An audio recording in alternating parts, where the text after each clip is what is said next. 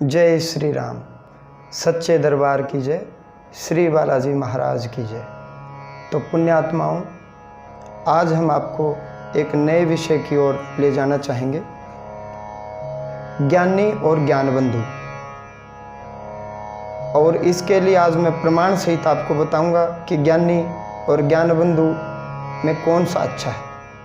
भगवान ने स्पष्ट कहा है, मुनि वशिष्ठ श्री राम जी को कह रहे हैं कि हे राम, ज्ञानी बनो परंतु ज्ञानबंधु कभी नहीं बनो। ज्ञानबंधु से तो अज्ञानी ही अच्छा है, अज्ञानता ही अच्छी है।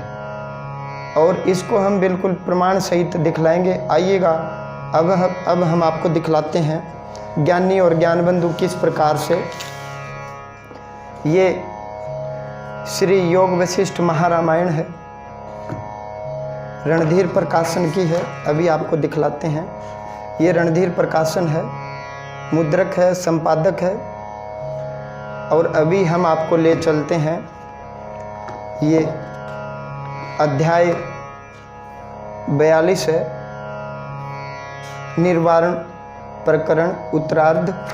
निर्वाण प्रकरण का उत्तरार्ध है अध्याय 42 और सर्ग है 21-22। मुनि वशिष्ठ कहते हैं, श्री राम, मनुष्य को सदा ज्ञानी ही होना चाहिए, ज्ञानबंधु नहीं। मैं अज्ञानी को अच्छा समझता हूँ परंतु बंधु को नहीं, यानी कि ज्ञानबंधु को नहीं। जैसे हे रघुनंदन, जैसे शिल्पी जीविका के लिए ही शिल्प कला को सीखता है, उसी प्रकार यानी कि एक मूर्तिकार है, वो मूर्तियाँ बनाता है।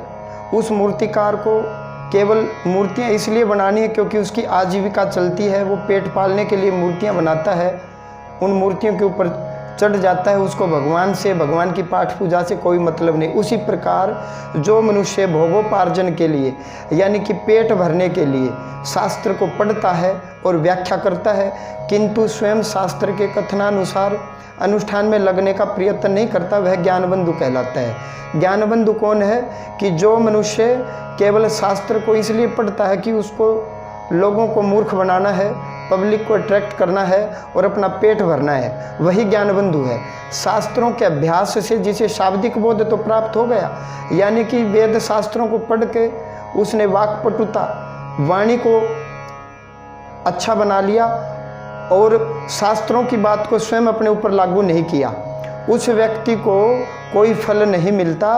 वह केवल शिल्पीकार है, शिल्प है, तत्व ज्ञान की कथा कहकर दूसरों को ठगने के लिए चातुर्यपूर्ण कला मात्र है। यानी कि उसने वेदों और शास्त्रों को केवल इसलिए पढ़ा है कि लोगों को ठगना है।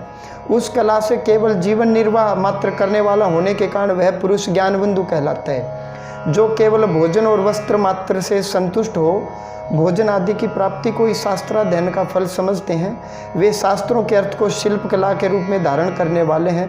ऐसे पुरुषों को ज्ञानबंधु जानना चाहिए। यानी कि ज्ञानबंधु का मतलब है कि लोगों को मूर्ख बनाना है, चिकनी चुपड़ी बातें कह करके लोगों को ठगना है। इसके विपरीत ज्ञानी क्या है? जो तत्व ज्ञान के द्वारा परब्रह्म परमात्मा में दृढ़ निष्ठा हो जाने के कारण पूर्वकृत कर्मों के फल स्वरूप सुख दुख आदि प्रारब्ध का, शब्द आदि जड़ विषयों का तथा चित्त का भी सत्य रूप से अनुभव नहीं करता है, वह ज्ञानी है। यानी कि जिसने भक्ति के द्वारा तत्व से भगवान को जान लिया, उस पूर्ण ब्रह्म परमात्मा को जान लिया, वही ज्ञानी है। जो कर्म करता हुआ भी कुछ न करे, जो कर्म से निर्लिप्त रहे, वो आगे हम उदाहरण दे करके आपको समझाएंगे। आगे देखिएगा, जिसके चित्त की संपूर्ण वासनाओं का अभाव हो चुका है, वह ज्ञानी कहलाता है। यानी कि कोई भी वासना उसके हृदय में, उसके चित्त में नहीं है। जो स्वाभाविक रूप से परम शांत है, जिसे आंतरिक शांति का अनुभव होता है, वही ज्ञानी है। जो बोध मोक्ष का कारण है, पुनर्जन्म का कभी नहीं, उसका नाम ज्ञानी है। हे राम, जिसका हृदय ज्ञान के आलोक से प्रकाशित है, वही पंडित है, वही ज्ञानी है। तो आपको आज पता चला कि हमें ज्ञानी होना चाहिए, ज्ञानबंधु नहीं। ज्ञानबंधु वो हैं जो नकली बाबा हैं, नकली गुरु हैं, शास्त्रों और वेदों से शब्दों को सीख करके, सुन करके, पढ़ करके केवल पब्लिक को मूर्ख बनाने के लिए, अट्रैक्ट करने के लिए, ठगने के लिए अच्छी अच्छी बातें कहते हैं, पीहू पीहू मोर जैसी बोली बोलते हैं, नाच खुद भी नाचते हैं और लोगों को भी नचाते हैं ढोलक इत्यादि की ताल पर। और इसके विपरीत ज्ञानी वो हैं जो सब कुछ करते हुए भी कुछ नहीं करते, निर्लिप्त हैं। जैसे कटहल के अंदर दूध होता है और कटहल को हमने काटना भी है और खाना भी है, परंतु उस दूध से बचना है, दूध चिपकने न पाए। तो मनुष्य क्या करता है, सरसों का तेल अपने हाथों पर और चाकू पर लगा लेता है ताकि कटहल का दूध हाथों को और चाकू को न लगे, और कटहल को काट भी लिया, खा भी लिया बना करके, और कटहल का दूध नहीं चिपका। उसी प्रकार से ज्ञानी वो है जो इस संसार में रहे, संसार को जिए, संसार को भोगे, परंतु संसार की गंदगी और मैल उससे चिपकने न पाए। और इसके लिए वो क्या करे, भक्ति रूपी चिकनाई अपने शरीर पर लगा ले ताकि संसार की गंदगी उससे चिपके नहीं, निर्लिप्त रहे। निर्लिप्त का मतलब जैसे घड़े का चंद्रमा, मटके का चंद्रमा मटके में होकर के भी नहीं है। यदि कोई मनुष्य घड़े के चंद्रमा को देख करके ये कहे कि इसमें चंद्रमा नहीं, तो वो बात झूठी है और चंद्रमा उसमें नहीं भी है। और यदि कोई उस मिट्टी के मटके पर कोई लठ मारे और मटका टूट गया, जल बह गया, और कोई कहे कि चंद्रमा को दर्द हुआ, ये बात झूठी है, क्योंकि मटके में चंद्रमा होकर के भी नहीं था।